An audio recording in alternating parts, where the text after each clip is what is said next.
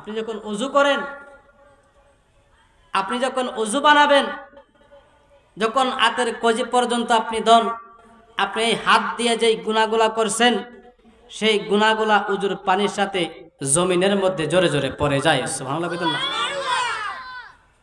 আপনি যখন মুখটা ধৌত করেন, আপনার চক্ষু দিয়ে যেই গুনাহগুলা করছেন, সেই চোখের গুনাহগুলা অটোমেটিকলি ওযুর পানি দ্বারা জমিনের মধ্যে জোরে জোরে পড়ে যায়।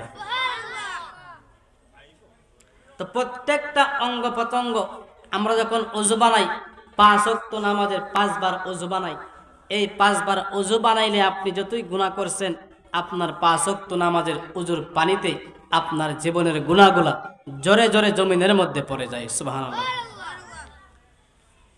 তো আমাদের প্রত্যেকেরই 5 ওয়াক্ত নামাজের দরকার আসেনি?